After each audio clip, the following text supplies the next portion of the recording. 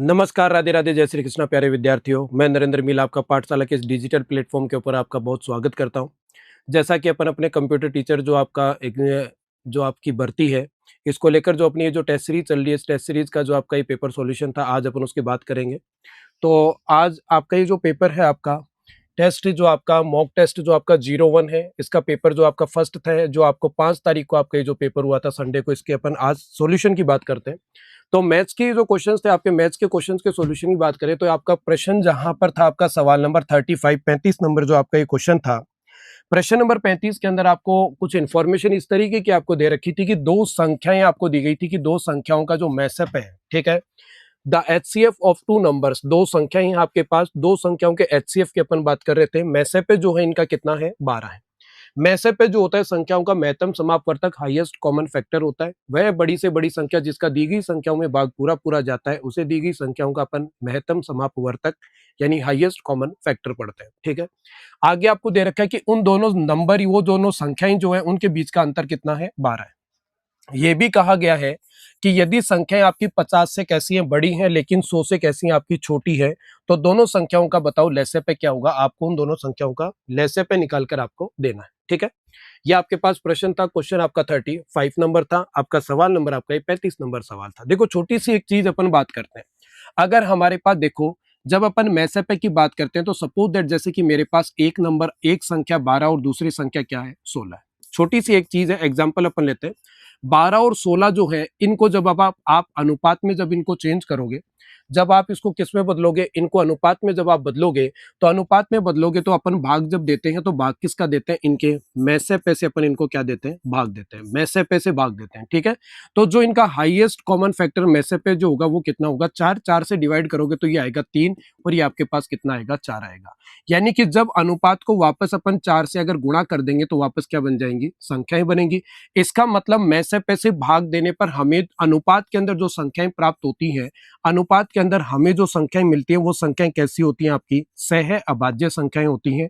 इसका मतलब ये जो दोनों नंबर होते हैं, ये दोनों नंबर आपके को प्राइम नंबर होते हैं। सह अभाज्य संख्याएं होती है, को प्राइम नंबर होते हैं। जब अपन इनको एचसीएफ से भाग देते हैं तो एचसीएफ से भाग देने पर, मैसेपे से भाग देने पर जो अनुपात होंगे वो संख्याएं कैसी होंगी, सह अभाज्य संख्याएं होती हैं, को प्राइम नंबर होते हैं आपके पास, ठीक है।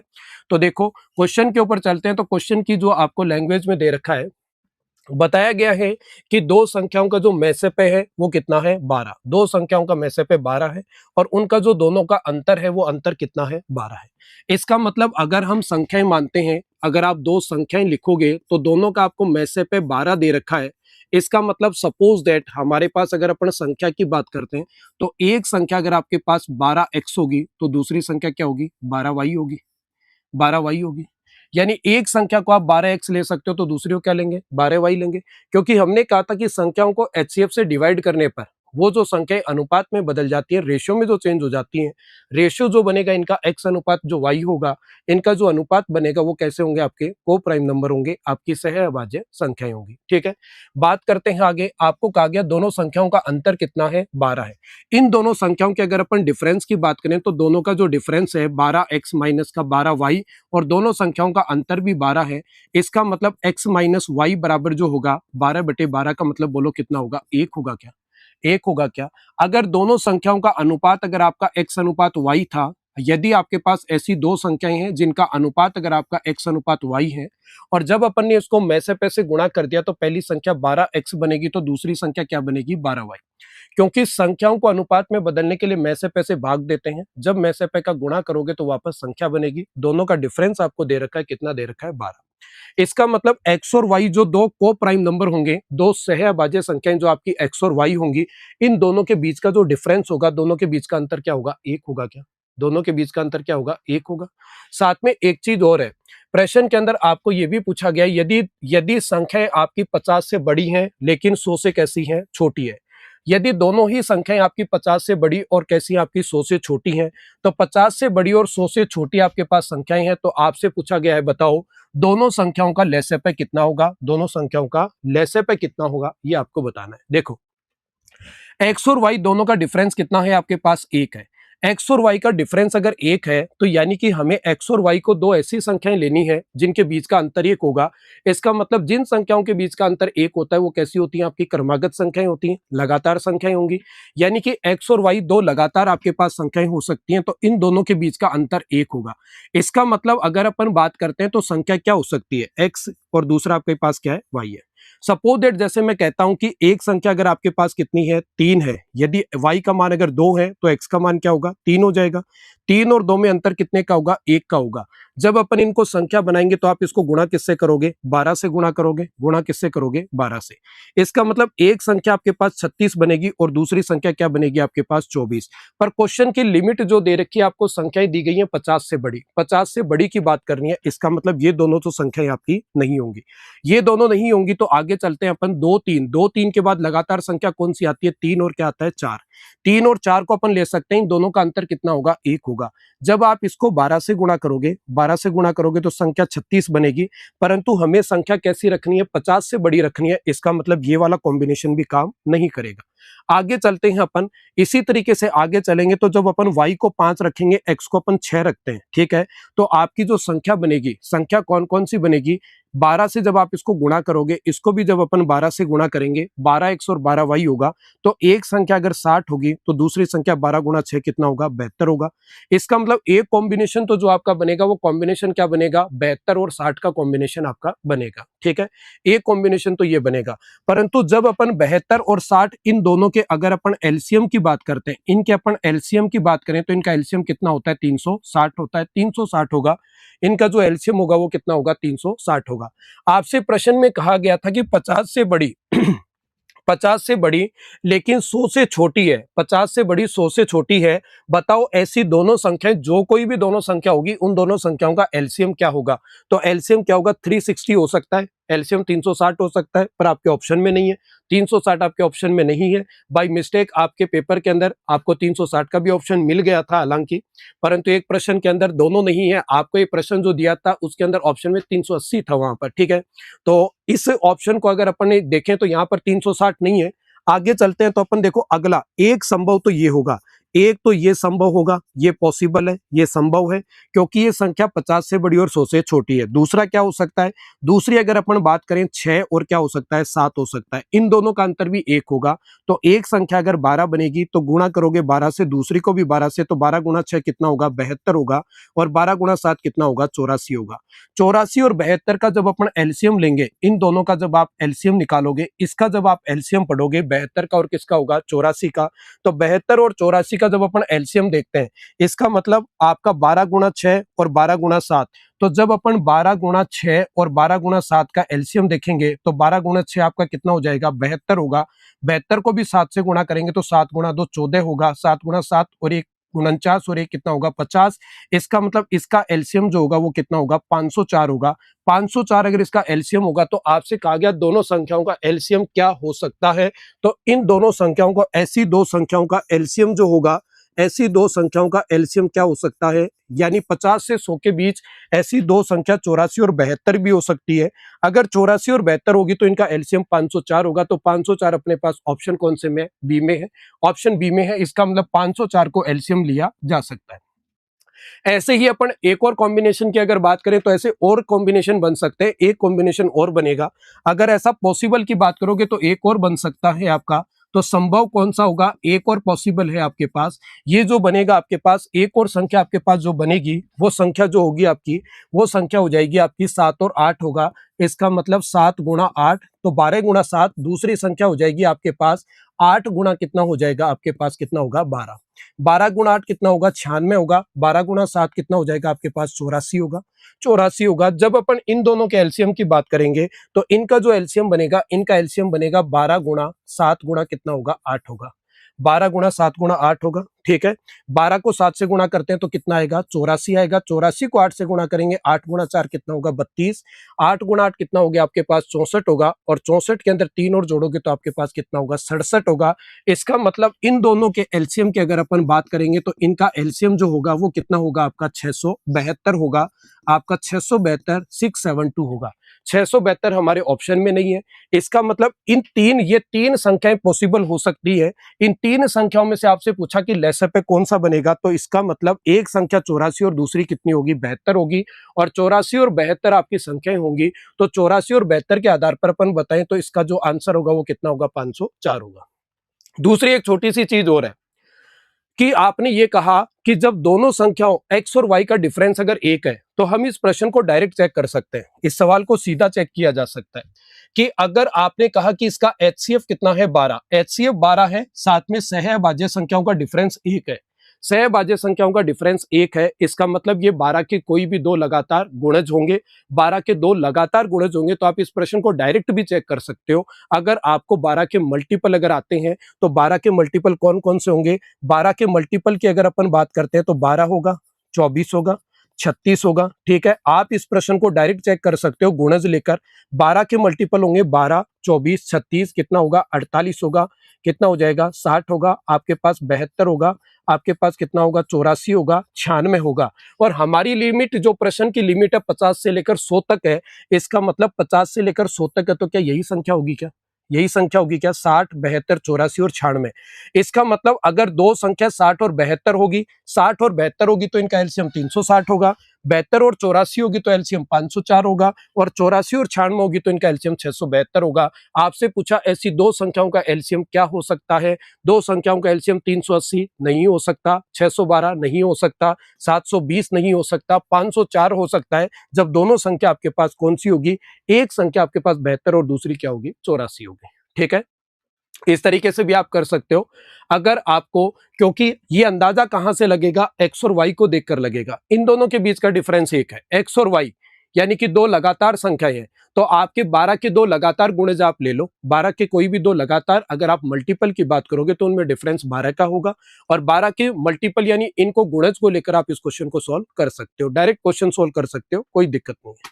नेक्स्ट आगे चलते हैं अगले प्रश्न की ओर। नेक्स्ट जो आपका क्वेश्चन है, अगले क्वेश्चन को लेते हैं, क्वेश्चन 36, ये आपका रीजनिंग का प्रश्न है। क्वेश्चन 37 नंबर क्वेश्चन है, वो भी कुछ इसी तरीके का आपका सवाल है कि दो अंकों की दो संख्या, इसका मतलब अब की बार संख्या कितने अंकों की आपके पास, दो डिजिट वाली, दो अंकों की दो संख्या आपको दे रखी है, दो संख्याओं का मैसेप है, एचसीएफ आपको दिया गया है 16, एचसीएफ आपको 16 दिया, दो संख्याएं हैं, इसका मतलब आपकी एक संख्या क्या हो सकती है, एक संख्या अगर 16x होगी तो दूसरी संख्या क्या होगी, 16y हो सकती है, एक संख्या 16x और दूसरी क्या होगी, 16y हो सकती है। x और y दोनों की संख्याओं के क्या होंगे, अनुपात होंगे। संख्याओं को अनुपात में जब रेशो में चेंज किया जाता है तो हमेशा उनके एचसीएफ से डिवाइड करते हैं।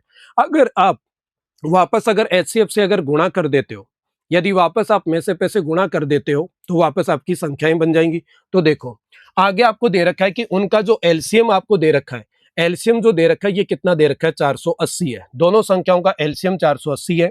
आपसे पूछा गया बताओ दोनों संख्याओं के बीच का अंतर क्या होगा, ऐसी दोनों संख्याओं के बीच का डिफरेंस क्या होगा, ये आपको बताना है। देखो जब भी आपके पास इस प्रकार की सहभाज्य संख्याएं आपके पास होती है, एक 16x और दूसरी 16y, अगर अपन इनके एलसीएम की बात करते हैं, एलसीएम यानी लेसेप हमें प्रश्न में दे रखा है, इनका लेसेप आपको दे रखा है कितना दिया, 480, यानी कि इन दोनों के अगर अपन एलसीएम की बात करें 16x और 16y दोनों का एलसीएम आपको दे रखा है 480, आपको दे रखा है 480 480, पर 16x और 16y यदि इन दोनों संख्याओं का एलसीएम 480 है तो इन दोनों का अगर आप लेसेप निकालोगे, इन दोनों का अगर आप क्या निकालोगे, 16x और 16y का अगर आप एलसीएम निकालोगे तो इसका जो एलसीएम बनेगा क्या बनेगा, 16xy बनेगा, क्या 16xy बनेगा, क्या बराबर कितना होगा, 480 होगा, xy 480 होगा।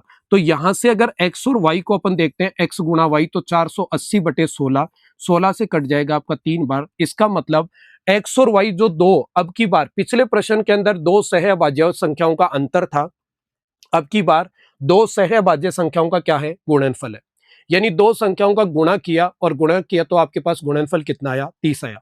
इस तरीके को आपको मैंने बताया था वहां पर नंबर सिस्टम के अंदर, जब भी आपके पास दो संख्याओं का डिफरेंस होता है या दो संख्याओं का आपको योगफल दे रखा हो या दो संख्याओं का अंतर हो या आपको योग दे दे या फिर आपको क्या दे दे, उनका गुणनफल, ऐसे प्रश्नों को आप सीधे कॉम्बिनेशन से चेक कर सकते हो। ऐसे दो कॉम्बिनेशन कौन कौन से बन सकते हैं, एक्स और वाई के दो कॉम्बिनेशन जिनको गुणा करने पर 30 हो, तो सबसे पहले तो शुरुआत करते हैं अपन 30 से, 30 और क्या हो सकता है, 1 हो सकता है, 30 और 1 हो सकता है। इधर अगर अपन आगे बढ़ते हैं 2 होगा तो इधर कितना होगा 15 होगा, 15 गुणा 2 कितना होगा 30 होगा।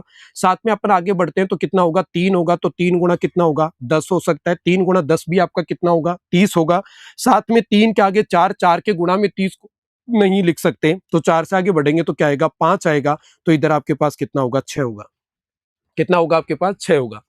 आपको कहा गया दोनों संख्याओं के बीच का अंतर क्या होगा, डिफरेंस हमें बताना है, हमें इनके बीच का डिफरेंस बताना है। तो देखो अगर हमारे पास दोनों की दोनों संख्या अगर x और y से भाज्य संख्या 30 और 1 होगी तो संख्या क्या क्या बन सकती है, समझना। देखें संख्या क्या क्या बनेगी, पहली संख्या और आपके पास बनेगी दूसरी संख्या, दूसरी संख्या।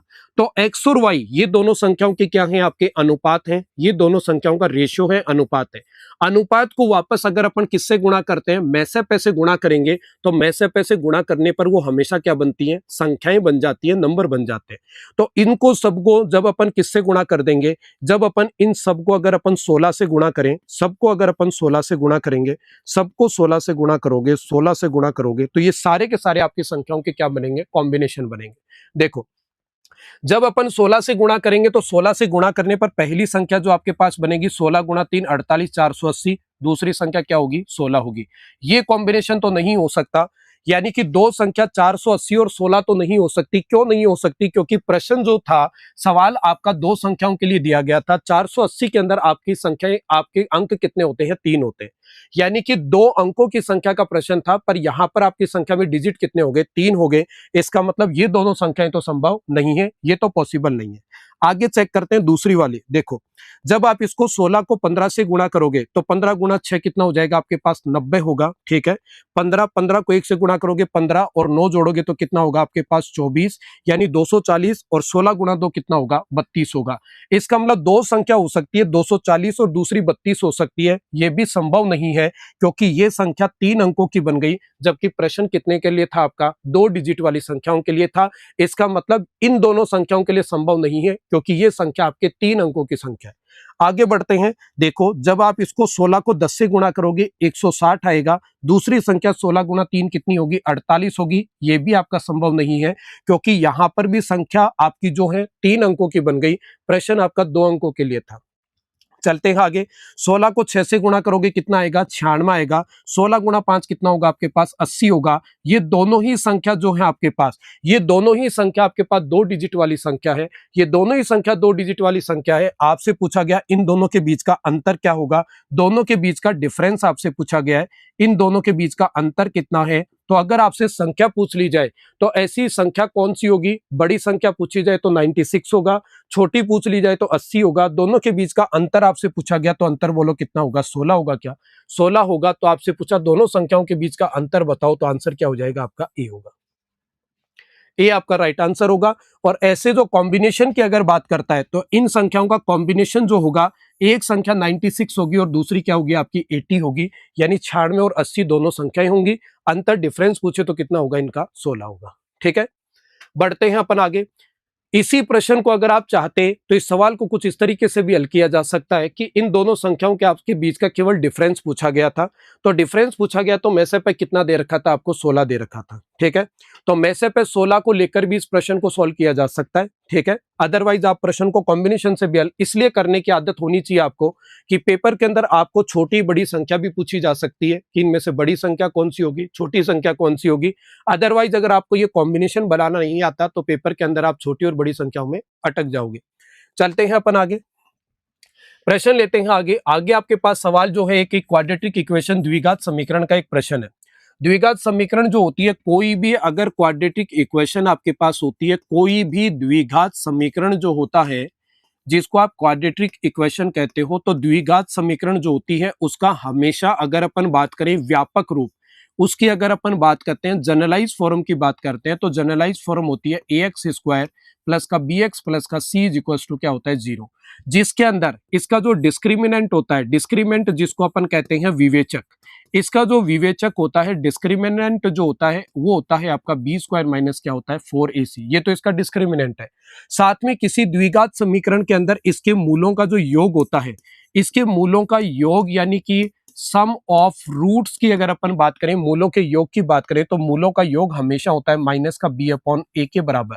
मूलों को अपन कहते हैं roots of the equation, equation के जो रूट्स है। और इसी समीकरण के अगर आपको पढ़ना है मूलों का गुणनफल, तो मूलों का जो मल्टीप्लीकेशन होता है, कोई भी द्विघात समीकरण होगी उसके अंदर मूलों का जो गुणनफल होता है वो होता है C/A के बराबर। योग हमेशा -B/A के बराबर होगा, गुणनफल हमेशा C/A के बराबर होगा। ठीक है, एक ही क्लास के अंदर एक क्वेश्चन में मैंने आपको 2-3 चीजें बता दी हैं। अगर आपका कोई भी क्वाड्रेटिक इक्वेशन से रिलेटेड क्वेश्चन आता है तो हमेशा याद रखना कि द्विघात समीकरण ax² + bx + c = 0 होता है। इस इक्वेशन के जो रूट्स का जो नेचर होगा, इसके मूलों की जो प्रकृति होगी, वो हमेशा इसका विवेचक डिस्क्रिमिनेंट की सहायता से पढ़ी जाएगी और इसका डिस्क्रिमिनेंट होता है b² - 4ac। ठीक है, और किसी भी द्विघात समीकरण के मूलों का योग -B/A, B/A, B में एक का भाग देकर माइनस का निशान लगा दो तो उस क्वाड्रेटिक इक्वेशन के डायरेक्ट रूट है, उसके जो मूल होंगे, मूलों का योग निकल जाएगा। और अगर आप इसके C/A, C में अगर C का मतलब होता है अचर पद। ठीक है, ये इसकी कांस्टेंट टर्म होती है, अचर पद होता है। अचर पद में A का भाग दे दो, C/A जो होता है ये हमेशा उसके मूलों के गुणनफल के बराबर होगा। क्वेश्चन की लैंग्वेज कुछ इस तरीके की है कि क्वाड्रेटिक इक्वेशन आपको दे रखी है, क्वाड्रेटिक इक्वेशन के जो रूट्स आपको दे रखे हैं, इसके जो मूल है, एक अल्फा और दूसरा क्या है, बीटा। एक अल्फा और दूसरा बीटा है। आपको कहा गया ये अल्फा² + बीटा² बराबर 24 है। अल्फा और बीटा जो है, अल्फा बीटा दोनों ही समीकरण के मूल है, समीकरण के मूल है। और यहां पर आपके पास लिखा है अल्फा² + बीटा²। अल्फा² प्लस क्या है, बीटा², आपको कितना दे रखा है, 24। क्या ये समीकरण के मूल और मूलों के वर्गों का योग है क्या? समीकरण के मूलों के वर्गों का योग है क्या? इसका मतलब हम यहां से क्या पढ़ेंगे, मूलों का योग पढ़ ले। मूलों का योग कैसे पढ़ोगे, इक्वेशन आपको दे रखी है, तो इस इक्वेशन की अगर अपन बात करते हैं तो इस इक्वेशन में अगर हम बात करें तो इक्वेशन आपको दे रखा है x² माइनस आपको कितना दे रखा है, माइनस का 6x प्लस का a = 0 है, 0 है। इसके मूलों का जो योग होगा, अल्फा प्लस बीटा जो होगा बराबर होगा माइनस b का मतलब क्या होगा, माइनस का 6/a, a का मतलब क्या होगा आपका, 1 होगा, 1 होगा। साथ में मूलों का जो गुणनफल होगा अल्फा बीटा जो होगा, अल्फा बीटा बराबर C/A होगा, C का मतलब a बटा नीचे क्या होगा, 1 होगा। हमें पढ़ना है इसके मूलों के वर्गों का योग, वर्गों का योग, इसका मतलब इसका क्या करोगे, स्क्वायर करोगे। अल्फा प्लस बीटा की अगर यहां से वैल्यू की बात करें तो अल्फा प्लस बीटा बराबर 6 होगा। दोनों साइड अगर अपन इसका स्क्वायर कर देते हैं तो अल्फा प्लस बीटा का अगर आप स्क्वायर करोगे, दोनों साइड अगर आप इसका स्क्वायर करोगे तो देखो ये क्या होगा, अल्फा² प्लस क्या होगा, बीटा² प्लस क्या होगा, 2 अल्फा बीटा = 6 का स्क्वायर कितना होगा, 36 होगा। 6 का स्क्वायर 36 होगा क्या, 36 होगा, 36 होगा। ठीक है, अल्फा² प्लस बीटा² की वैल्यू की बात करें तो अल्फा² प्लस बीटा² की वैल्यू कितनी दे रखी है, 24। इसको यहां पर अगर अपन पुट कर देते हैं, इसकी वैल्यू को यहां अपन रख देते हैं। ठीक है, तो जब अपन इसको यहां पर रखेंगे तो वैल्यू पुट कर दो इसकी 24, आपने रखा 24 प्लस 2 इंटू अल्फा बीटा, मूलों का गुणनफल, मूलों का गुणनफल a/a का मतलब a के बराबर है, a के बराबर है, बराबर कितना होगा, 36 होगा, 36 होगा। प्लस का 24 का पक्षांतरण करोगे माइनस का होगा, तो आपका 2a बराबर बोलो कितना होगा, 12 हो जाएगा। 36 में से 24 घटाओगे 12 बचेगा। a की वैल्यू कितनी होगी, 12 में 2 का भाग दे दो तो कितना आएगा, 6 आएगा। इसका मतलब राइट आंसर आपका ऑप्शन बी होगा। याद रखना, कोई भी क्वाड्रेटिक इक्वेशन से रिलेटेड ये सारी की सारी बेसिक इंफॉर्मेशन है, कोई भी द्विघात समीकरण से रिलेटेड ये सारी बेसिक इंफॉर्मेशन है, हमेशा याद रखना, आपके काम में आएगी। जब भी कोई क्वाड्रेटिक इक्वेशन आपके पास आएगी तो याद रखना इन चीजों को कि किसी भी द्विघात समीकरण के मूलों का योग अगर डायरेक्ट पढ़ना है तो -B/A पढ़ा जाएगा, गुणनफल पढ़ना है तो C/A पढ़ा जाएगा। ठीक है अगले क्वेश्चन को लेते हैं 39 नंबर। एक परीक्षा के अंदर कुल परीक्षार्थियों में से 35% हिंदी में अनुत्तीर्ण हुए, 45% अंग्रेजी में अनुत्तीर्ण हुए, 20% दोनों में अनुत्तीर्ण हुए। तो टोटल अनुत्तीर्ण कितने हुए, अगर अपन निकालते हैं total fail, total fail candidate कितने हैं आपके पास। सबसे पहले आपके पास कितना है, 35%। दूसरे सब्जेक्ट में कितने हैं, 45%। साथ में दोनों सब्जेक्ट के अंदर कितने फेल हैं, 20% दोनों में फेल है, तो माइनस कितना कर दो, 20%। जब अपन इनको घटाएंगे तो आपके पास टोटल जो फेल होगा, टोटल फेल कैंडिडेट जो होंगे अपने पास, टोटल फेल कैंडिडेट कितने होंगे, जोड़ेंगे तो 80 में से 20 गया तो कितना बचेगा, 60। इसका मतलब टोटल फेल कैंडिडेट 60% है। तो आपका पास कैंडिडेट कितने होंगे, अगर हम पास करें पास कैंडिडेट की अगर अपन बात करें, टोटल पास कितना होगा, 100% में से 60% को माइनस कर दो तो आपके पास कितना बचेगा, 40% बचेगा क्या, 40%।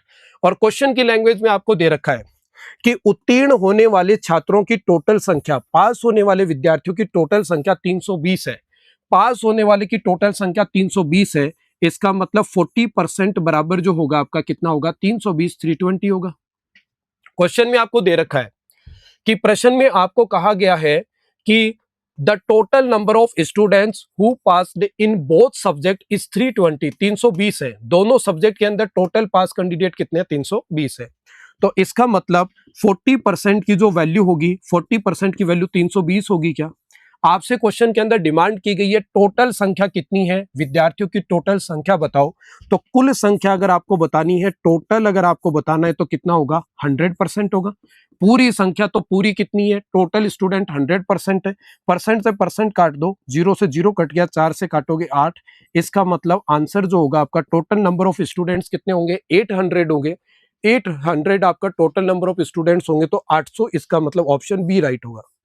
नेक्स्ट, अगले क्वेश्चन को लेते हैं। प्रश्न के अंदर आपको दे रखा है 12 प्रोजेक्ट सदस्यों का औसत वजन 1.5 किलोग्राम बढ़ जाता है, बढ़ जाता है। 12 कैंडिडेट हैं, 12 कैंडिडेट का 1.5 किलोग्राम वेट बढ़ जाता है जब 58 किलोग्राम वजन वाले व्यक्ति को एक नए कर्मचारी से बदल दिया जाता है, रिप्लेस कर दिया जाता है।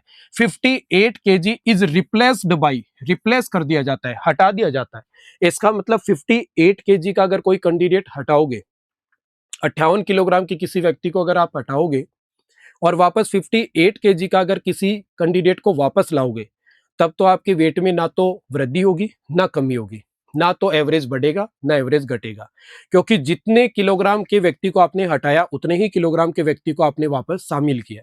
इसका मतलब अगर आने वाला कैंडिडेट है उसका वजन अगर पहले वाले से ज्यादा होगा, तब तो सबके एवरेज में क्या होगी, वृद्धि होगी। और अगर आने वाले कैंडिडेट का अगर वेट होगा वो जाने वाले कैंडिडेट से कम होगा, तो एवरेज के अंदर क्या होगी, कमी होगी। ठीक है, देखो ध्यान देना, 12 कैंडिडेट है, इनका औसत वजन यानी 12 कैंडिडेट के ऊपर वजन प्रत्येक का कितना बढ़ा, 1.5 किलोग्राम बढ़ गया जब आपने 58 केजी के कैंडिडेट को रिप्लेस कर दिया। इसका मतलब रिप्लेस हमने किया 58 किलोग्राम, 58 किलोग्राम के कैंडिडेट को हमने रिप्लेस किया और उसकी जगह दूसरे कैंडिडेट को लाए, तो 12 कैंडिडेट में प्रत्येक का वजन 1.5 किलोग्राम बढ़ गया। इसका मतलब टोटल वृद्धि कितने की हुई, टोटल अगर मैं वृद्धि की बात करूं, टोटल वृद्धि कितने की हुई, 1.5 किलोग्राम एवरेज बढ़ा, 12 कैंडिडेट पर तो 12 गुणा 1.5 टोटल वृद्धि हुई। इसका मतलब आने वाले का जो वजन होगा, आने वाले का जो वजन होगा, इसका वजन कितना होगा, वजन कितना होगा, जाने वाले का वजन प्लस टोटल क्या होगी, वृद्धि। जिसके आने की वजह से वृद्धि हुई, जाने वाले कैंडिडेट के वजन के अंदर आने की वजह से वृद्धि जितनी हुई उसको जोड़ दो, ऐड कर दो। तो देखो 58 प्लस इनको गुणा करेंगे तो कितना आएगा, 180, पॉइंट लगाओगे तो 18। जब अपन 18 को किस में जोड़ेंगे, 58 में जोड़ेंगे, 58 में अपन जोड़ेंगे, तो इसका मतलब आने वाले कैंडिडेट का जो वजन होगा वो कितना होगा, 76 होगा क्या, 76 किलोग्राम होगा क्या, 76 किलोग्राम होगा। तो आपका आंसर कौन सा होगा, सी आपका राइट होगा, 76 आपका क्या होगा, राइट होगा। ठीक है, चलते हैं आगे, अगले क्वेश्चन की ओर बढ़ते हैं। नेक्स्ट जो आपका क्वेश्चन था, ये एक अपना जो कॉम्बो बैच है, आपका जो फ्री सेमिनार रखा गया है। ठीक है, इस कॉम्बो बैच के अंदर अगर अपन बात करते हैं तो ये रीट प्लस अध्यापक ग्रेड 3 का आपका एक कॉम्बो बैच है। ठीक है, इस कॉम्बो बैच की जो डेट अपन ने रखी है, डेट रखी गई है 20 जुलाई, टाइमिंग है इसका 2 बजे से ये बैच अपन स्टार्ट कर रहे हैं। फीस के अंदर डिस्काउंट रखा गया, 27,500 की फीस है और इसमें डिस्काउंट अपन ने रखकर ये फीस इसकी रखी है 15,500।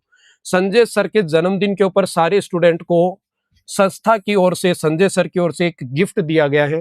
तो आपका कोई भी, वे आपका छोटा बहन भाई या आपका कोई भी दोस्त जो आगे रीट की तैयारी करना चाहता है, जो आगे रीट में अपना भाग्य आजमाना चाहता है, उस कैंडिडेट को आप ये सूचना दे सकते हो। ठीक है, आगे चलते हैं।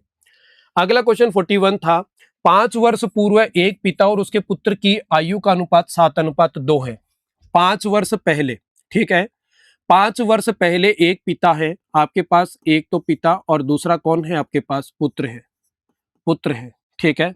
बात करते हैं पहले की, बात करते हैं वर्तमान से पहले। 5 वर्ष अगर पहले की बात करते हैं तो 5 वर्ष पूर्व है, 5 साल पहले। 5 साल पहले इन दोनों का जो अनुपात है, अनुपात कितना था आपको दे रखा है 7 अनुपात कितना था आपको प्रश्न में दिया गया है 7:2 था। 5 साल पहले की बात है, ये 5 साल पहले की बात है। आपको प्रश्न में कहता है 5 वर्ष बाद, यानी कि जब भी पूर्व और बाद बोला जाता है, हमेशा पूर्व और बाद किस पर बोला जाता है? वर्तमान पर। वर्तमान से पहले, वर्तमान के बाद, 5 वर्ष के बाद। 5 वर्ष के बाद आपको जो दे रखा है, इनका जो अनुपात आपको दिया गया है, 5 वर्ष बाद आपको इनका अनुपात जो दे रखा है, अनुपात आपको दे रखा है, कितना दे रखा है? 9:4। आगे का जो रेशियो आपको दिया है कितना दिया? 9:4 दे रखा है। यानी कि सिंपल सी बात है, टाइम पीरियड बढ़ने पर अगर आपके रेशियो भी बढ़ते हैं, अनुपात भी बढ़ते हैं। टाइम बढ़ाओगे, अनुपात बढ़ेंगे, और अगर टाइम कम करोगे तो आपके रेशियो भी क्या होंगे? कम होंगे। तो कहने का मतलब ये है 5 वर्ष पूर्व और 5 वर्ष बाद। इसका मतलब ये जो टोटल टाइम है, क्या ये टोटल टाइम आपका 10 वर्ष का होगा क्या? 10 वर्ष का होगा क्या? टोटल टाइम 10 वर्ष का होगा। और जब आपका टोटल टाइम 10 वर्ष होगा, तो देखो 10 वर्ष के दौरान इस 10 वर्ष का जो आपका 10 ईयर्स का जो डिफरेंस होगा, इस 10 ईयर के डिफरेंस के अंदर पिता 7 से कितना हो गया? 9 यूनिट है, तो पुत्र 2 से कितना हो गया? 4 यूनिट है। इसका मतलब मैं बात करता हूं तो इन दोनों के अंदर अनुपात में वृद्धि बताओ कितने की हुई? 2 यूनिट की हो गई क्या? 2 यूनिट के अनुपात में वृद्धि होगी क्या? तो 2 यूनिट की वृद्धि किसके बराबर होगी? 10 वर्ष के बराबर होगी। इसका मतलब 2 यूनिट बराबर जो होगा, यानी पिता की आयु +2 बढ़ी, तो पुत्र की आयु भी कितनी बढ़ी? +2। यानी 2-2 यूनिट दोनों के बढ़ गए। तो 2 यूनिट कितने वर्ष में बढ़े? 10 वर्ष में बढ़े, तो 2 यूनिट बराबर कितना होगा? 10 वर्ष होगा। इसका मतलब मैं बात करूं तो 1 यूनिट बराबर कितना होगा? 10/2 कितना होगा आपका? 5 वर्ष होगा। 5 वर्ष होगा। आपसे क्वेश्चन के अंदर क्या पूछा गया? प्रश्न में आपसे पूछा गया पिता की वर्तमान आयु क्या है? पिता की वर्तमान आयु आपसे पूछी है, तो पिता की, सबसे पहले पिता की आयु निकाल लेते हैं। 5 वर्ष पूर्व है, पिता की 5 वर्ष पूर्व की आयु, 5 वर्ष पूर्व की आयु कितनी होगी? 5 वर्ष पूर्व की आयु कितनी थी? 7 यूनिट थी।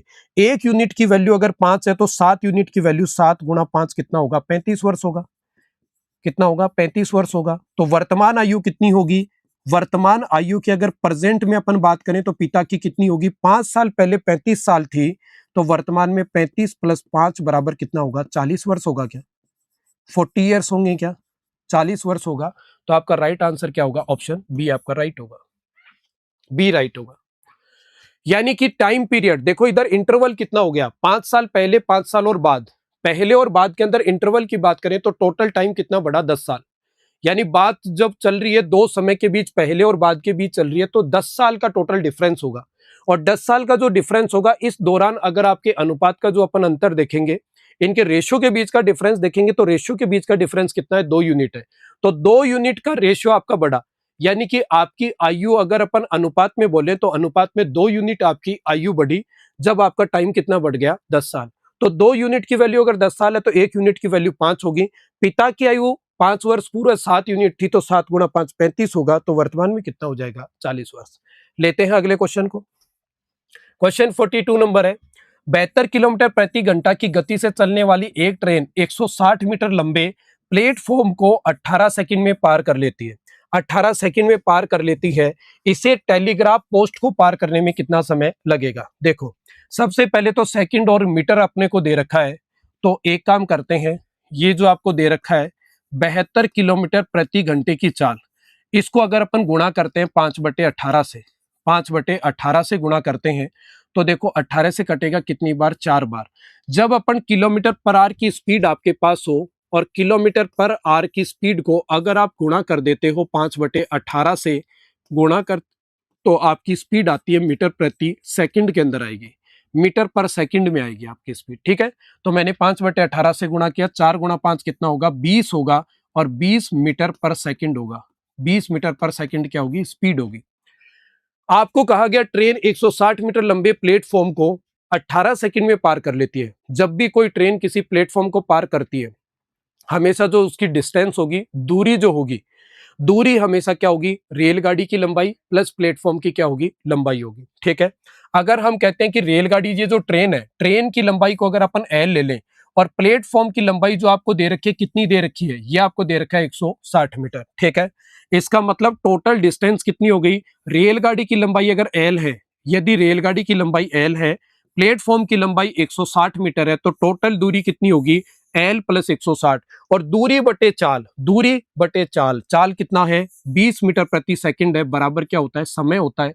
समय आपको दे रखा है 18 सेकंड, बराबर दे रखा है 18 सेकंड। ठीक है, यहां से अगर अपन लंबाई निकालें तो एल प्लस 160 बराबर कितना होगा, 360 होगा। यानी रेलगाड़ी की जो लंबाई होगी आपके पास कितनी होगी, 200 मीटर होगी। क्या रेलगाड़ी की लंबाई कितनी होगी, 200 मीटर होगी। आपसे कहा गया यही रेलगाड़ी अगर किसी पोस्ट को पार करेगी तो कितने समय में पार करेगी। जब रेलगाड़ी किसी पोस्ट का मतलब खंबे को पार करती है तो दूरी हमेशा होती है रेलगाड़ी की लंबाई के बराबर, पर जब वही रेलगाड़ी किसी प्लेटफॉर्म को पार करती है तो डिस्टेंस जो होती है वो रेलगाड़ी की लंबाई प्लस प्लेटफॉर्म की लंबाई दोनों का एड, यानी उनका टोटल सम होगा। ठीक है, देखो तो आपने कहा कि प्लेटफॉर्म को पार करने में कितना समय लेगी, तो 200 मीटर लंबी रेलगाड़ी, और 200 मीटर लंबी रेलगाड़ी है, इस 200 मीटर लंबी रेलगाड़ी की स्पीड क्या है, 20 मीटर प्रति सेकंड है, 20 मीटर प्रति सेकंड है। तो पोस्ट को पार करने में कितना समय लेगी, रेलगाड़ी पोस्ट को पार करेगी तो रेलगाड़ी की लंबाई, दूरी तो होगी रेलगाड़ी की लंबाई, साथ में आपको स्पीड दे रखी है 20, 20 से भाग दोगे तो आपके पास कितना आएगा, 10 से आपके पास आएगा 10 सेकंड, 10 सेकंड आएगा। क्योंकि समय जो होता है, समय बराबर होता है आपका दूरी बटे क्या होता है, चाल होता है, दूरी बटे चाल होता है। तो आंसर आपका 10 सेकंड, सी आपका राइट होगा। अगला क्वेश्चन 43 है, किसी भिन्न के अंश और हर में 4 जोड़ने पर वह 5/7 हो जाती है, अंश और हर में से 2 घटाने पर 3/5 हो जाती है। मूल भिन्न क्या होगी। जब भी संख्या का सवाल आता है, सवाल के अंदर जोड़ने, घटाने, गुणा करने के लिए बोलता है, तो हमेशा उस सवाल को अगर आप संख्या लेकर करते हो तो बहुत सरल होगा। भिन्न के अंदर 2 संख्याएं होती है, ऊपर अंश और नीचे क्या होता है, हर। देखो, यानी जब अपन किसी भिन्न की बात करते हैं तो भिन्न के 2 भाग होते हैं, 2 भाग होते हैं। तो ऊपर वाले को अपन कहते हैं अंश और नीचे वाले भाग को अपन कहते हैं हर। ऊपर भी एक संख्या होगी, नीचे भी एक संख्या होगी। आपको कहा अंश में और हर में 4 जोड़ने पर 5/7 होता है। जोड़ के देखो, इसमें जोड़ के देखो, 11 + 4, नीचे कितना होगा, 17 प्लस कितना होगा, 4। 11 में 4 जोड़ा 15, 17 में 4 जोड़ा 21। 3 से कटेगा 7 बार, 3 से कट जाएगा 5 बार। आपको कहा 4 जोड़ने पर 5/7 होता है, बिल्कुल राइट है, 5/7 होता है। परंतु आपको प्रश्न में कहा हर में से घटाने, 2 घटाने पर 3/5 होता है। घटाने पर, घटाकर देखो, 11/17 माइनस करके देखो 2 -2, 11 में से 2 घटाए 9 बच गए, 17 में से 2 घटाए 15 बच गए। 3 से काट देते 3 बार, ये आएगा 5, नीचे 3/5, 3/5। तो यही आपके क्वेश्चन का आंसर है, ए है। अगर ए को नहीं मिलता हमें आंसर तो हम तुरंत बी को चेक कर सकते हैं, ऐसे ही अपन ऑप्शन सी और डी को भी चेक कर सकते हैं। ठीक है, नेक्स्ट, ये था आपका क्वेश्चन 43 नंबर। 43 के बाद क्वेश्चन आता है 44। आपको प्रश्न में दिया गया है कि 2025 में उत्पादित कुल इकाइयां मॉनिटर प्लस कीबोर्ड 2023 में उत्पादित कुल इकाइयों से कितने प्रतिशत अधिक है। यानी कुल इकाई का मतलब मॉनिटर प्लस कीबोर्ड। ठीक है, 2023 में मॉनिटर प्लस कीबोर्ड की अपन बात करें तो 2023 में आपके मॉनिटर प्लस आपका कीबोर्ड, अगर अपन इनके टोटल की बात करते हैं तो टोटल कितना होगा, 5 और 2 7, यानी कितना होगा, 37,000 होगा, 37,000 होगा। 2025 में अगर अपन इनके टोटल की बात करते हैं, यहां पर अगर अपन इनके टोटल की बात करते हैं तो यहां पर इसका टोटल करोगे, 8 और 5 कितना हो जाएगा, 13, 3 4 और ये कितना हो जाएगा 5, 53,000 होगा। कितना हो जाएगा, 53,000। आपसे पूछा गया है कि 2023 में उत्पादित कुल इकाइयों से कितने प्रतिशत अधिक है, ज्यादा कितना है। यहां पर 37,000 और आपके पास ये कितना है, 53,000 है। 37,000 से 53,000 है तो कितना अधिक होगा, आपसे पूछा अधिक कितना होगा, अधिक होगा, अधिक होगा, कितना अधिक होगा आपका आपके पास 53,000 जो आपका है, इसमें से माइनस कर देते हैं। किसको माइनस कर दे, 37,000 को, 37,000 को। तो बोलो ज्यादा कितना होगा, 16,000 होगा क्या, 16,000 होगा क्या, ज्यादा कितना होगा, 16,000। परसेंटेज में बताइए प्रतिशत कितना अधिक है, परसेंटेज में चेंज करो, प्रतिशत कितना अधिक है। तो आपने कहा 16,000 ज्यादा है, 16,000 ज्यादा है, कितने पर ज्यादा है, 37,000 पर ज्यादा है, 37,000 पर ज्यादा है। गुणा किससे कर दो, 100 से, 3 जीरो से 3 जीरो कट गए आपके। ठीक है, आपके पास कितना आएगा, 1600, और 1600 में जब 37 का अपन भाग देंगे, ठीक है, तो 1600 में 37 का भाग देंगे तो 37 का भाग दोगे तो भाग जाएगा सबसे पहले 4 बार। ठीक है, 37 गुणा 4 आपके पास कितना होगा, 148 होगा। 148 तो बच गए 12, आगे उतारोगे 0, 120 होगा, भाग जाएगा आपका 3 बार, यानी 43 पॉइंट आपका आंसर होगा। तो 43.24% जो होगा, इसका मतलब राइट आंसर आपका ऑप्शन सी होगा, सी वाला आपका राइट होगा।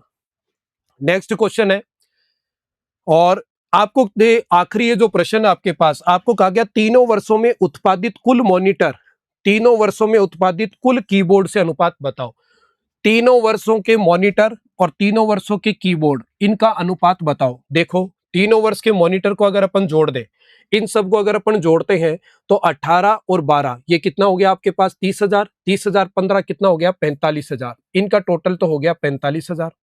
इन सबको अगर अपन जोड़ेंगे, तो इन सबको अगर अपन ऐड करते हैं तो 60 आपका 30 और 35 65,000, 65 में 25 और आपने जोड़ दिया, तो यानी ये कितना होगा आपके पास, 90,000 होगा क्या, 90,000। आपसे पूछा है तीनों वर्षों में उत्पादित कुल मॉनिटर का, तीनों साल के टोटल मॉनिटर का, तो तीनों साल के मॉनिटर कितने हो गए आपके पास, 45,000, ये तो हो गया 45,000। आपको कहा तीनों वर्ष के उत्पादित कुल कीबोर्ड, कीबोर्ड आपके पास कितने हैं, 90,000, 90,000 है। आपसे पूछा बताओ इसका अनुपात क्या होगा, रेशियो आपको निकाल कर देना है, दोनों के बीच का अनुपात आपको बताना है। इन दोनों के बीच का अगर अपन रेशियो की बात करें तो 3 जीरो काट दो, 45 से 90 एक बार कट गया, और इधर कटेगा आपका, भाग दोगे तो कितनी बार, 2 बार। इसका मतलब आंसर जो होगा वो क्या होगा आपका, 1:2 होगा। ये थे आपके मैथ्स के जो क्वेश्चंस हैं, मैथ्स के क्वेश्चंस के सॉल्यूशन। साथ में सॉल्यूशन के साथ साथ आपके जो भी प्रश्न आता है, उस प्रश्न के अंदर अपन पिछले कुछ कंसेप्ट बेसिक के बारे में बात कर लेते हैं। तो साथ में हमेशा जब भी आपको अपने टेस्ट पेपर का सॉल्यूशन जब भी पढ़ाया जाता है, कोशिश ये क्या करो, पूरे टेस्ट पेपर के सॉल्यूशन के अंदर जितने भी क्वेश्चंस हैं, इन क्वेश्चंस के सॉल्यूशंस को हमेशा अच्छे से नोट किया करो, ताकि उसके अंदर आपको पिछले टॉपिक का कंसेप्ट का रिवीजन करने का भी मौका मिलेगा। ठीक है, मिलते हैं अपन अगले अपने टेस्ट पेपर के सॉल्यूशन के साथ।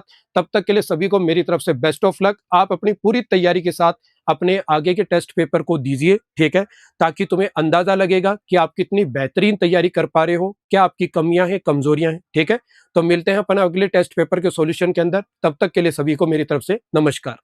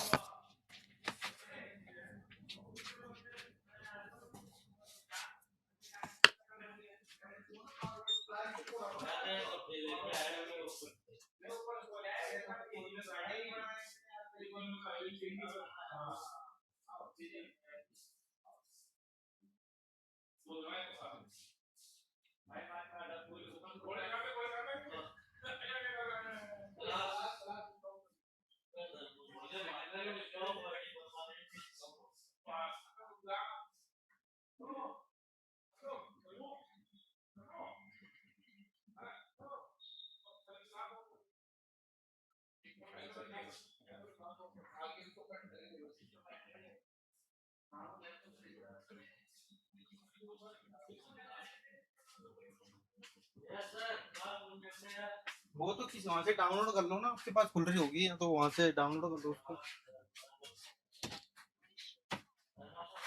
ऐसा तो। नमस्कार साथियों, कैसे हैं आप सभी। तो दोस्तों, आज हम लोग बात कर रहे हैं यहाँ पे आपके मॉक टेस्ट पेपर सॉल्यूशन में, और साइंस के कुछ प्रश्न यहाँ पर हैं। इन प्रश्नों को आज हम देखते हैं। देखिए, इसमें आपको पहला प्रश्न आपका यहाँ पर 46वें नंबर में, ऑक्सीजन का स्तर गिरने से अस्थि मज्जा में लाल रक्त कोशिकाओं के उत्पादन को उत्तेजित करने के लिए गुर्दे यानी किडनी में जक्सप्लोग्लाइकोमेरुलक कोशिका द्वारा निम्नलिखित में से कौन सा हार्मोन स्त्रावित किया जाता है। तो दोस्तों, यहाँ पर आपके ऑप्शन में देखो एल्डोस्टेरोन है, तो एल्डोस्टेरोन नहीं है। एल्डोस्टेरोन आपको आपकी आरबीसी के प्रेरण के लिए सहायता नहीं करता है। रेनिन एंजाइम जो है वो आपके आमाशय में निकलता है और ये प्रोटीन का पाचन करता है दूध की, अर्थात ये भी नहीं है। कैल्सिट्रियोल भी नहीं है। यहाँ जो आंसर है वो है इरिथ्रोपोइटिन। तो इरिथ्रोपोइटिन वो हार्मोन है जो क्या करता है, आरबीसी के प्रेरण के लिए उत्तरदायी माना जाता है। अगला प्रश्न देखते हैं दोस्तों। सेकंड प्रश्न देखिए, यहां पर बात हो रही है एमएमआर के बारे में। दोस्तों एमएमआर का मतलब क्या होता है? एमएमआर का मतलब होता है मीजल्स, मम्स और रूबेला। ये 3 प्रकार के रोग हैं। मीजल्स के बारे में अगर हम बात करें तो मीजल्स जो है वो गलसुआ होता है, सॉरी खसरा होता है। मम्स जो होता है वो गलसुआ होता है, और रूबेला जो है वो मीजल्स की तरह पाया जाने वाला रोग है। तो दोस्तों इसके कथन में देखते हैं क्या है। कथन कहता है कि ये खसरा, मम्स और रूबेला वेरिसेला के खिलाफ एक संयुक्त टीकाकरण प्रदान करता है। तो दोस्तों बिल्कुल सही है। दूसरा है यहाँ पे कि इसमें जीवित क्षीण वायरल स्ट्रेन पाए जाते हैं। तो दोस्तों अगर हम यहाँ पर बात करें तो यहाँ पर दोनों ही कथन जो है वो सही माने जाते हैं। ठीक है, अगर हम बात करें यहाँ पर तो इसके अंदर जो है वो जीव वाल पाए जाते हैं। देखो दोस्तों अगर हम यहाँ पर देखें तो इन्हीं के वजह से, इन वायरल स्ट्रेन की वजह से ही क्या होता है, बच्चों के शरीर में एंटीबॉडी का निर्माण हो पाता है। इसका मतलब ये दोनों कथन पूर्णतया से क्या है, सही है। अगला क्वेश्चन देखते हैं। यहाँ पर आपको कुछ एंजाइम दे रखे हैं जिनके कन्वर्जन में देखा जा रहा है। अगर हम बात करें यहाँ पर स्टेप्सिन्स के बारे में तो ये एक पैनक्रियाज में होने वाला एक एंजाइम है जो कि वसा का जल अपघटन करता है। ठीक है, पेप्सिन के बारे में अगर हम बात करें तो पेप्सिन जो है वो गैस्ट्रिक जूस में पाया जाने वाला एक एंजाइम है। टाइलिन के बारे में बात करें तो माल्टोज में परिवर्तित करने वाला एंजाइम है, और एरिप्सिन यहाँ पर अमीनो अम्ल में परिवर्तित करने वाला एंजाइम है। इसीलिए दोस्तों यहाँ पर ए ऑप्शन को ठीक माना जाएगा। ठीक है, इसके बाद अगर हम देखें तो अगला है, इर्थोपोइसिस के दौरान खराब डीएनए संश्लेषण के कारण किस विशिष्ट विटामिन की कमी से मेगाब्लास्टिक एनीमिया होता है? मेगाब्लास्टिक, मेगा मतलब क्या होता है, बड़ा होना। तो मेगाब्लास्टिक एनीमिया का मतलब होता है आरबीसी का इंक्रीज होना, बड़ा हो जाना। तो आरबीसी इतनी बड़ी हो जाती है कि वो हीमोग्लोबिन के ट्रांसपोर्टेशन को उतने अच्छे से नहीं कर पाती जितने अच्छे से उसे ट्रांसपोर्टेशन करना चाहिए।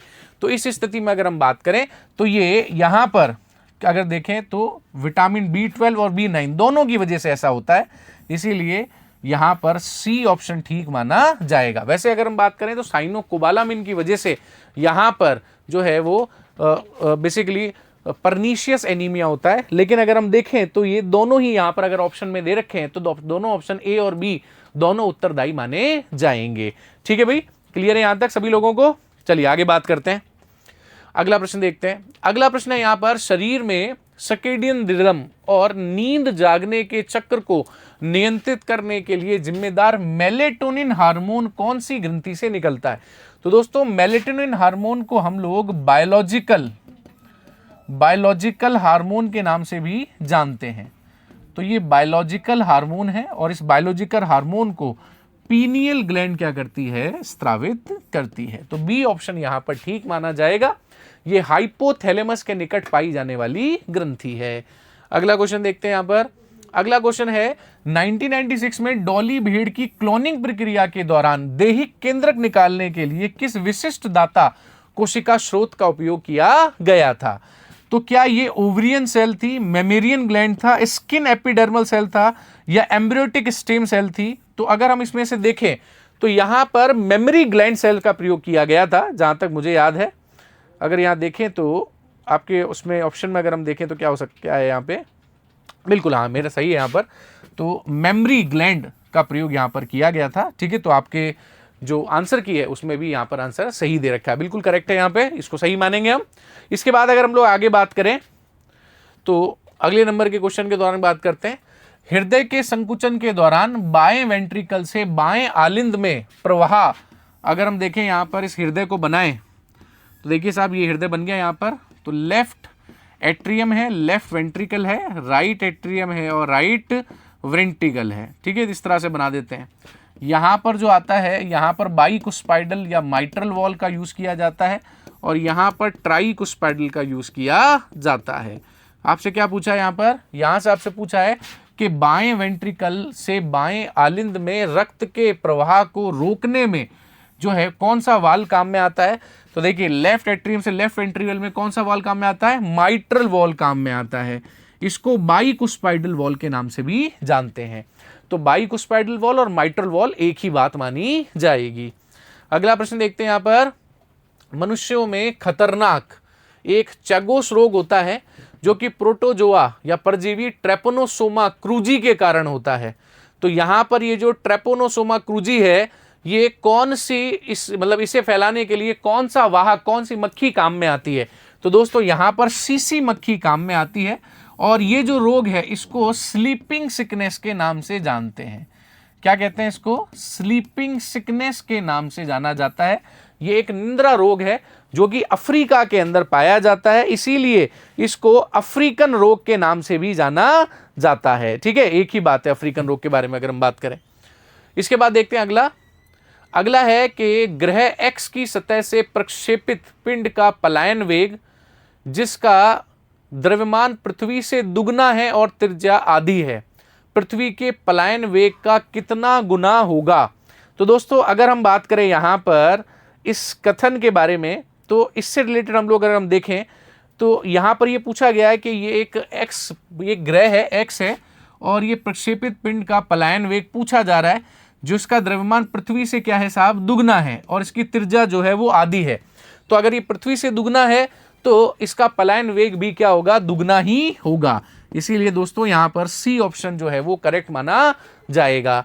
इसके बाद अगला प्रश्न देखते हैं। यहां पर अगला प्रश्न है कि निम्नलिखित में से कौन सा भारतीय क्षेत्रीय उपग्रह प्रणाली से अक्सर नेविक के तौर पर देखा जाता है? तो दोस्तों ये एक रिमोट सेंसिंग है, इसीलिए इसको IRNSS के तौर पर भी देखा जा सकता है। ठीक है, तो यहां पर अगर हम बात करें तो यहां पर बी ऑप्शन ठीक माना जाएगा क्योंकि रिमोट सेंसिंग है, इसको नेविक के तौर पर देखा जाता है। नेविक हमारा जो है वो लोकल GPS सिस्टम है जो पूर्ण तौर पर जो आर्मी है, डिफेंस है, उसके लिए डिजाइन किया गया है। अब हमें आर्मी डिजाइन के लिए गूगल या अन्य प्रकार के जो सैटेलाइट्स हैं उनके ऊपर आश्रित रहने की जरूरत नहीं है। अब हम इतने सक्षम हो चुके हैं कि हम अपने उपग्रह खुद डिजाइन कर सकते हैं और हम अपने रॉकेट से लेकर हम अपने हर एक प्रणोदक प्रणाली तक खुद बना सकते हैं। इसीलिए ये नेविक जो है ये IRNSS के तहत बनाया गया है। ठीक है भाई, क्लियर है? तो ये दोस्तों आपके जो है वो साइंस के प्रश्न थे। मिलते हैं अगले मॉक टेस्ट में। धन्यवाद। टिकान का है, नेवरी जो होता है वो नेवरी टखने का है, नेवरी कांका टखने का, और चूप दांत का, तो बड़ा फेमस है। तो 3 1 4 2 3 1 4 2 आपका राइट जाएगा। इसके बाद है ये हस्तशिल्प से है, जैसे हस्तकला आपने पढ़ी होंगी, उनसे क्वेश्चन है। खेसले लेटा जालौर के प्रसिद्ध हैं, खेसले। मोजड़ी जोधपुर की प्रसिद्ध हैं। टेराकोटा मोलेला राजसमंद के, ब्लू पॉटरी जयपुर की। तो 2 1 3 4 इसका जाएगा, 2 1 3 4 इसका भी राइट जाएगा। इसके बाद अगला क्वेश्चन देखते हैं, विवाह की रस्मों को उनके सही क्रम में बनाए। तो ये विवाह की रस्में दे रखी हैं तो इनका क्रम बताना होता है आपको। तो यहाँ क्रम बताते हैं तो देखिए सबसे पहले क्या होगा, पहले होगी विंदोली। विंदोली मतलब दूल्हे को यानी विदा किया जाएगा, जाया जाएगा, दूल्हे को भेजा जाएगा, विंदोली होगी। विंदोली के बाद फिर ये सामेला मतलब बारात को जो खाना खिलाते हैं, तो लड़के वाले में पहुँच गए बाराती तो खाना खाएंगे, बिंदोली हो गया। फिर तोरण मारा जाता है, तोरण मारते हैं, और फिर हथलेवा लास्ट में जो होता है वो हथलेवा होता है। तो 2 1 3 4 इसका राइट आंसर है। तो 2 1 3 4 आपको राइट करना है। इसके बाद बात आती है राजस्थानी साहित्य के संदर्भ में निम्नलिखित युग्मों पर विचार कीजिए, असत्य कथन को छांटना है। तो यहाँ एक किताब दिखी है आपको, साहित्य से क्वेश्चन है। राधा किताब का लेखक है सत्य प्रकाश जोशी, मेवाड़ की सांस्कृतिक पृष्ठभूमि। पग फेरो भूमि मणि मधुकर, बिल्कुल सही है। बाता में भूगोल हरीश बदारी, सही है। सेनानी कन्हैयालाल सेठिया, नहीं भाई, कन्हैयालाल सेठिया की नहीं, सेनानी है मेघराज मुकुल की। सेनानी किसकी है? ये मेघराज मुकुल की किताब है सेनानी, ये राइट हो जाएगा। इसके बाद अगला है रामदेव जी, राजस्थान के एकमात्र लोक देवता जो कवि भी थे, बिल्कुल ये कवि थे, बिल्कुल। इनके द्वारा रामदेव जी ने 24 वाणियाँ नामक ग्रंथ की रचना की, बिल्कुल राइट है। 24 वाणियाँ नाम की किताब ग्रंथ जो लिखा है, इसके कारण इन्हें राजस्थान का कवि भी कहते हैं। तो पहला सही है, दूसरा इसकी व्याख्या है, इसी कारण से इन्हें कवि कहा जाता है। इसके बाद है मांड गायकी के संबंध कौन सा कथन है? तो मांड गायकी की से संबंधित कौन कौन सा है? मांड गायकी की जैसलमेर की प्रसिद्ध है। कहाँ की प्रसिद्ध है? जैसलमेर बीकानेर की, दोनों की प्रसिद्ध है मांड गायकी। मोस्टली ये जैसलमेर की है ना, बीकानेर साथ में आता है। अल्लाह जलाई हुई इसकी प्रसिद्ध कलाकार, प्रसिद्ध नृत्यांगना है, अंतर्राष्ट्रीय ख्याति प्राप्त करवाई है अल्लाह जलाई हुई ने। लंगा गायकी मुख्य रूप से कमायचा वाद्य यंत्र है, नहीं भाई कमायचा वाद्य यंत्र नहीं है। तो पहला और दूसरा सही है, इसमें 1 और 2 क्या है, बिल्कुल राइट है। ठीक है। तो लंगा अलग से गायकी है लंगा वाली, तो उसमें कमायचा वाद्य यंत्र यूज नहीं किया जाता। ये दोनों के दोनों क्या हैं, परफेक्ट हैं। इसके बाद है देलवाड़ा जैन मंदिर के संबंध में कथन का असत्य कथन कौन सा है, ये आपको बताना होता है। तो इसमें देखिए ये माउंट आबू में स्थित है, राइट है। बिमल बसई मंदिर प्रथम जैन तीर्थंकर आदिनाथ को समर्पित है, बिल्कुल। लूड़ बसई मंदिर भगवान पार्श्वनाथ को समर्पित है, नहीं भाई ये गलत है इसमें, है ना। और ये मंदिर अपनी उत्कृष्ट संगमरमर की नक्काशी के लिए प्रसिद्ध है, और नक्काशी के लिए प्रसिद्ध है, ये भी आपको ध्यान रखना है, नक्काशी के लिए प्रसिद्ध है। तो इसे बिमल बसई और लूड़ बसई नाम से, दो नामों से इसे जाना जाता है। चित्तौड़गढ़ दुर्ग के बारे में कौन सा कथन गलत है? चित्तौड़गढ़ मैसा के पठार पे बिल्कुल है। इसमें प्रवेश के लिए 7 द्वार बने हुए हैं, बिल्कुल। इसे राजस्थान का गौरव कहते हैं, बिल्कुल। यहाँ केवल 2 साके हुए, नहीं भाई यहाँ 3 जोहर हुए, 2 जोहर नहीं, यहाँ 3 जोहर हुए थे। ये पहला जोहर हुआ था 1303 में, दूसरा हुआ था 1533-34 में, और एक हुआ था 1567-68 में। ऐसे करके कितने जोहर हुए हैं? 3 हुए, 2 नहीं हुए। तो राइट क्या जाएगा? डी आंसर जाएगा। इसके बाद बांडोली के शिव मंदिर के बारे में कौन सा कथन है जो सही है? सही कथन आपको छांटना है कि बांडोली शिव मंदिर बेड़च नदी के किनारे है, नहीं भाई ये बेड़च के नदी के किनारे नहीं है। ये पंचायतन शैली पर आधारित है, बिल्कुल पंचायतन शैली पर है। इसका निर्माण मेहरकुल द्वारा करवाया गया था। तो हूड़ जाति का शासक था, हूड़ शासक मेहरकुल ने इसका निर्माण करवाया। तो 2 और 3 सही है, ये गलत है, बेड़च पे नहीं है। 2 और 3 पर क्या है, ये राइट है, ठीक है। 2, 3 सही है। चलिए इसके बाद है ऐतिहासिक त्योहार धींगा गवर राजस्थान के किस शहर में पारंपरिक उत्साह के साथ विशिष्ट रूप से मनाया जाता है? धींगा गवर कहाँ की प्रसिद्ध है? जोधपुर की। धींगा गवर कहाँ की प्रसिद्ध है? जोधपुर की धींगा गवर प्रसिद्ध है। इसके बाद भवाई नृत्य के संदर्भ में निम्नलिखित में से कौन सा तथ्य सही नहीं है? तो यहाँ भवाई नृत्य से पढ़ना है। इस नृत्य के जन्मदाता केकड़ी के भागोजी जाट हैं, बिल्कुल। यह मूल रूप से गुजरात के एक लोक नाट्य नृत्य या नृत्य राजस्थान के मेवाड़ के क्षेत्र में अधिक लोकप्रिय, बिल्कुल। कलाकार पुष्कर प्रदीप इस नृत्य के अंतर्राष्ट्रीय ख्याति प्राप्त करता है, बिल्कुल। इस नृत्य में केवल आध्यात्मिक और शांत रसों की प्रधानता होती है, इसमें कर्तव्यों का अभाव होता है, नहीं भाई इसमें कर्तव्य होते हैं। इस भवाई नृत्य को कर्तव्य, जिसमें ये मान लीजिए कमल की थाली पे चलना, अंगारों पे चलना, थाली के गिलास के किनारों पे चलना, तलवार पे चलना, ये कर्तव्य दिखाए जाते हैं। तो कर्तव्य तो किए ही जाते हैं, थाली के गोल गोल थाली पे चलना, गिलास पे चलना, तलवार पे चलना, ये इनके द्वारा किया जाता है। रूमाल मुंह से उठाना, ये सारी कंडीशन है, इसमें कर्तव्य दिखाए जाते हैं। पवित्र स्थल पीपासर समराथर द्वारा किस संत के लोग प्रारंभिक उपदेशों से गहरा संबंध है? तो पीपासर समराथर जो दोहरा है, ये संत जाम्बोजी से है, संत जाम्बोजी से इसका क्या है, संबंध है। इसके बाद है राजस्थान की विभिन्न चित्रकला शैलियों की प्रमुख विशेषताओं के संदर्भ में आपका कथन सत्य नहीं है, वो बताना है किससे? चित्रकला से। तो देखिए बूंदी, जिसमें पशु पक्षियों के चित्रण, वनस्पति, सतरंगी बादल, ध्यान रखना पशु पक्षियों से बूंदी का संबंध है। यदि जोधपुर शैली, जिसमें आम के वृक्ष को और पीले रंग की प्रधानता दिखाई जाती है जोधपुर शैली में। अलवर शैली में वेश्याओं, गढ़काओं के वेश्याओं के जो चित्र मिले हैं वो अलवर से मिले हैं।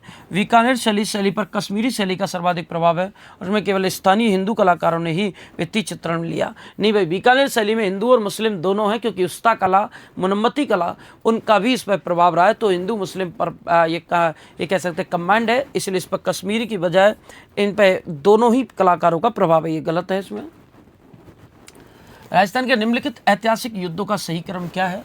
तो ऐतिहासिक युद्ध हैं जिनमें खानवा का युद्ध है 1527, खातौली का युद्ध है 1517, गिरी सुमेल का जो युद्ध है ये 1544, हल्दी घाटी का जो युद्ध है ये 1576। तो इसमें 2, 1, 3, 4, 2, 1, 3, 4 इसमें रह जाएगा, 2, 1, 3, 4, ठीक है। चलिए राजस्थान में प्रजामंडल आंदोलन के बारे में कथनों पर विचार करें कि कथन कौन सा सही नहीं है। जयपुर प्रजामंडल की स्थापना सबसे पहले 1931 में जमुना लाल बजाज और कर्पूर चंद पाटनी द्वारा की गई, पाटनी। मेवाड़ प्रजामंडल की स्थापना 1938 में माणिक्यलाल वर्मा ने की थी, बिल्कुल। बीकानेर प्रजामंडल की स्थापना बीकानेर राज्य क्षेत्र के भीतर की गई थी, नहीं भाई बीकानेर प्रजामंडल की स्थापना की गई थी कलकत्ता में, यानी राजस्थान से बाहर। तो 1 सही है और 2 सही है, 1 और 2 इसमें सही है। तो कहाँ है बताओ 1 और 2? तो आपसे गलत पूछा है ना, तो गलत तो 3 केवल इसमें गलत है। गलत कौन सा है? तीसरा इसमें गलत है, केवल 3। असत्य तो छांटा, हाँ असत्य तो 3 इसमें गलत है। इसके बाद राजस्थान की किस प्रसिद्ध महिला स्वतंत्रता सेनानी को गांधी के आश्रम की वणी ठणी कहा जाता है? यानी कौन सी महिला स्वतंत्रता सेनानी जिसे गांधी के आश्रम की वणी ठणी कहा जाता है? उन्होंने अलवर प्रज्वलन आंदोलन में महत्वपूर्ण भूमिका निभाई, अंजना देवी चौधरी थी। कौन सी थी? अंजना देवी चौधरी थी, ये आपको ध्यान रखना है। इसके बाद प्राचीन पुरातात्विक स्थल सोनारी जहां उन्नत लोहा गलाने की भट्टियां मिली किस नदी के किनारे है? तो सोनारी कांतली नदी के किनारे, सोनारी झुंझुनू में कांतली नदी के किनारे है। इसके बाद है मेवाड़ के किस शासक ने कैलाशपुरी में एकलिंगजी मंदिर का निर्माण करवाया? तो एकलिंगजी का मंदिर बनवाया था बप्पा रावल ने। एकलिंगजी मंदिर किसने बनवाया? बप्पा रावल द्वारा बनवाया गया है। इसके बाद है किसके शासनकाल में मारवाड़ राज्य ने जनवरी 1818 में ब्रिटिश ईस्ट इंडिया कंपनी के साथ अधीनस्थ गठबंधन की संधि पर हस्ताक्षर किए थे? बहुत शानदार है कि किसके शासनकाल में मारवाड़ राज्य ने जनवरी 1818 में ब्रिटिश ईस्ट इंडिया कंपनी के साथ अधीनस्थ गठबंधन की संधि पर हस्ताक्षर किए थे?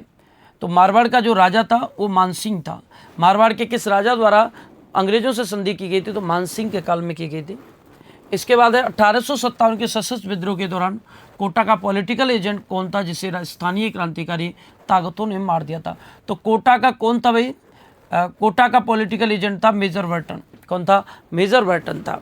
इसके बाद बात आती है कि ऐतिहासिक डावी हत्याकांड 2 अप्रैल 1923 को जहां नानकजी भील डंडा गीत गाते हुए शहीद हुए किस किसान आंदोलन के दौरान हुआ था? तो आपको ध्यान रखना डावी हत्याकांड बूंदी से, डावी हत्याकांड 2 अप्रैल 1923 को बूंदी किसान आंदोलन में हुआ था। इसके बाद है राजस्थान का महान सीमा भ्रंश। अच्छा, ये जो ज्योग्राफी आ गई है भाई, एक ज्योग्राफी की स्टार्टिंग हो गई है। चलिए तो इसको ज्योग्राफी वाले सर हैं जो आपको इससे सोल्व करवाएंगे, है ना। बाकी के ज्योग्राफी वाले सर आएंगे और आपका ये सॉल्यूशन करवाएंगे। Thank you.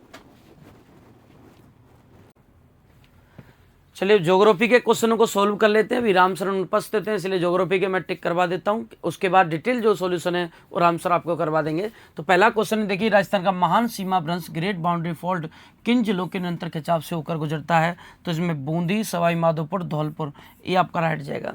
अगला क्वेश्चन अगर हम बात करेंगे तो बोराट के पठार के संबंध में कौन सा कथन है? तो बोराट का पठार देखिए, बोराट आपने खूब पढ़ा होगा। बोराट का पठार कुम्भलगढ़ से लेकर गोगुंदा के बीच में स्थित है, बोराट का पठार है। यह अरावली पर्वतीय क्षेत्र का भाग है, बिल्कुल अरावली पर्वतमाला में मिलता है। यह व्यापक काली कपासी मिट्टी, काली कपासी मिट्टी, तो काली मिट्टी तो हाड़ौती में मिलती है, काली कपासी मिट्टी तो कहाँ मिलती है? हाड़ौती में मिलती है। तो यह हाड़ौती वाला हिस्सा नहीं, मेवाड़ वाला हिस्सा है। तो इसमें राइट कौन सा जाएगा? एक और, तो क्योंकि तो हाड़ौती में मिलती है। इसके बाद राजस्थान के खनिज आधारित उद्योगों के संबंध में विचार करना है। चंदेरिया जिंक स्मेल्टर विश्व के सबसे बड़े एकीकृत जस्ता प्रगलन प्रसर में से एक है। देवारी जिंक स्मेल्टर राजस्थान में हिंदुस्तान जिंक लिमिटेड द्वारा स्थापित पहला जस्ता प्रगलन संयंत्र है। राजपुरा दरीबा केवल सीसा जस्ता उत्पादन से संबंधित एक जस्ता भंडार नहीं है। तो अगर इसकी बात करेंगे तो यहाँ आपका राइट आंसर जाएगा। इसमें जो दोनों सही हैं, ये चंदेरिया वाला भी सही है, देवारी वाला भी सही है, इसमें दरीबा वाला सही नहीं है, राजपुरा दरीबा इसमें सही नहीं है। ठीक है, चलो। इसके बाद यहाँ आपको सीटी 2026 की यदि आप तैयारी कर रहे हैं तो पाठशाला क्लासेज आपके लिए कॉम्बो बैच लेकर आए, जिसमें सीटी 2026 के साथ साथ वीडियो, पटवार, एलडीसी, कांस्टेबल का कॉम्बो बैच आपके लिए उपलब्ध है, जिसका सेमिनार 13 जुलाई को दोपहर 2 बजे होने वाला है। जिसका सेमिनार होने वाला, जिसकी संजय सर के जन्मदिन के अवसर पर फीस में डिस्काउंट भी है 21,500 और 11,500, और 12 जुलाई तक यदि आप जो 21,500 फीस थी जो मात्र 11,500 में कर दी गई है, ये पूरी फैकल्टी आपको पढ़ाएगी। साथ ही साथ यदि आप रीट की तैयारी कर रहे हैं तो रीट के लिए भी यही विशेष ऑफर आपके लिए है, जहां 27,500 की बजाय 15,500 में फीस में ये बैच उपलब्ध है रीट का। यानी ये विद्यार्थी ध्यान रखें, ये 50% डिस्काउंट केवल इन्हीं बैचों के लिए है। इसका सेमिनार हम 20 जुलाई को करने जा रहे हैं 2 बजे तक। तो याद रहे, संजय सर के जन्मदिन के अवसर पर दोनों में डिस्काउंट निकाला गया है। ये पूरी फैकल्टी आपके साथ जुड़ने वाली है। इसके बाद है कोपेन के जलवायु वर्गीकरण के अनुसार राजस्थान में BWHW जलवायु क्षेत्र उच्च बाष्पीकरण दर और अत्यधिक कम वर्षा की विशेषता है। दूसरा आता है BWHW क्षेत्र मुख्य रूप से राजस्थान के दक्षिणी पूर्वी हाड़ौती क्षेत्र को कवर करता है। तो इसमें अगर हम बात करेंगे तो इसका राइट आंसर क्या जाएगा? तो ध्यान रखना, इसमें ए सही है और आर असत्य है। ये तो सही है लेकिन आर गलत है। BWHW मुख्य रूप से राजस्थान के दक्षिणी पूर्वी पठार को कवर करता है। तो इसमें ए तो सही है लेकिन आर गलत है। इसके बाद है कि राजस्थान के आंतरिक अफवाह क्षेत्र तंत्र के संदर्भ में कथनों पर विचार करें। जो कथन सही नहीं है वो बताना है। आंतरिक अफवाह तंत्र राजस्थान के कुल अफवाह क्षेत्र के सबसे बड़े भौगोलिक भाग लगभग 60% को कवर करता है। कांतरी नदी शेखावाटी क्षेत्र को 2 भागों में विभाजित करती है। इसके प्रवाह क्षेत्र को स्थानीय भाषा में तोरावाटी कहते हैं। तोरावाटी कहते हैं। सावी नदी मध्य प्रदेश की सेजवार पहाड़ियों से निकलती है जो बाड़मेर के दौरों में विलुप्त हो जाती है। सावी जो नदी है, सावी नदी आपको ध्यान रखना है, सावी नदी जो थी वो मध्य प्रदेश की सेजवार की पहाड़ियों से नहीं निकलती। सावी नदी को ये गलत दे रखा है, सावी नदी का गलत दे रखा है। इसके बाद अगर हम बात करेंगे, अगला क्वेश्चन देखते हैं। जयसमंद झील के संबंध में निम्नलिखित में से कौन सा कथन गलत है? ये राजस्थान की सबसे बड़ी कृत्रिम मीठे पानी की झील है। गलत कौन सा है? जयसिंह ने गोमती नदी का जल रोक कर बनाई गई थी। सबसे बड़े द्वीप को बाबा का बांगड़ा और छोटे को प्यारी कहते हैं। और श्यामपुरा और भाट नहरें राजसमंद झील से निकाली गई हैं। श्यामपुरा और भाट जो हैं और इससे निकाली गई हैं। तो अगर इसके क्वेश्चन की अपन बात करेंगे तो ये चौथा नंबर डी आंसर इसमें गलत है, डी इसमें गलत है। इसको ध्यान रखेंगे, श्यामपुरा भाट, है ना। तो इसके बाद अगर हम बात करेंगे इसको लेकर, नेक्स्ट जो क्वेश्चन है वो क्या कहला रहा है? एरिडीसोल्स प्रकार की मिट्टी मुख्य रूप से राजस्थान के किस विशिष्ट भौगोलिक क्षेत्र में पाई जाती है? पश्चिमी शुष्क क्षेत्र में, दक्षिण पूर्वी हाड़ौती क्षेत्र में, इसके पूर्वी मैदानी क्षेत्र में, या अर्ध शुष्क अरावली तलहटी में। तो इसका जो एरिडोसोल्स है वो पश्चिमी शुष्क प्रदेश में यानी पश्चिमी मरुस्थल में मिलती है एरिडोसोल्स। इसके बाद है भीलवाड़ा में प्रसिद्ध रामपुरा अंगूचा खनन क्षेत्र किस खनिज के उच्च श्रेणी के भंडार के लिए विश्व स्तर पर प्रसिद्ध है? रामपुरा अंगूचा, तो रामपुरा अंगूचा प्रसिद्ध है सीसा जस्ता के लिए।